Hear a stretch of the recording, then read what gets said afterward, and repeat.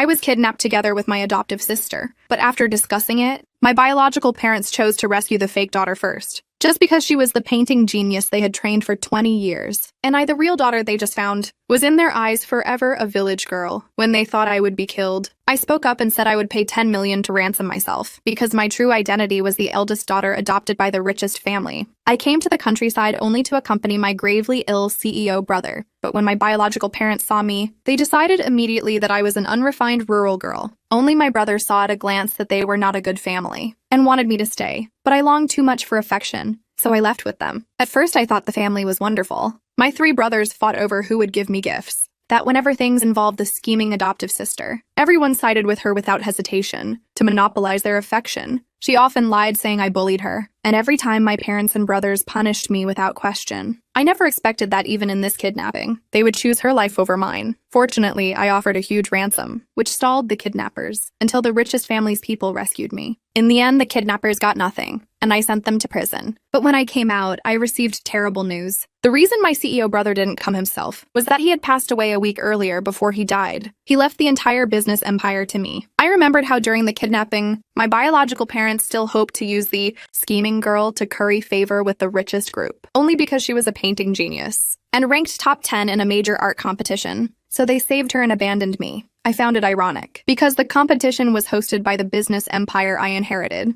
and I was the real champion. Thinking of the trophy still in that house, I decided to go get it myself and cut ties once and for all. When I entered, they were still celebrating the scheming girl's top 10 ranking. Seeing me return, they shamelessly claimed it was their call to the police that saved me. I sneered, asking if they didn't know calling the police would get me killed. My brother pretended to be wronged, saying our parents had spent all their savings to rescue the adoptive girl, saying she was the one who brought honor to the family. At that moment, I understood completely. They never intended to save me. When I shouted that I was their biological daughter, my mother slapped me hard, saying the scheming girl was her real daughter in her heart, and she wouldn't allow anyone to hurt her. The scheming girl pretended to forgive me, so I slapped her back. My father immediately threatened to throw me out. Little did they know, I came today to leave anyway. As I packed my trophy, the scheming girl came to provoke me, claiming my trophy was fake. I ignored her. She suddenly pushed me, and I fell right onto a sharp crystal award. To twist the truth, she slapped her own face fiercely, since she wanted to frame me. I decided to make it real, so I slapped her hard across the face. Sure enough, when my parents and brothers rushed in after hearing the noise, they saw the clear slap mark on her cheek and immediately assumed I did it. They were devastated for her. They ignored the blood on my back and threw me into the storage room, telling me to reflect, to escape that house. I endured the pain and texted the butler to pick me up. Then I fainted from the pain, but the scheming girl still wasn't satisfied. She wanted me banished forever. I didn't bother looking at her. I grabbed my luggage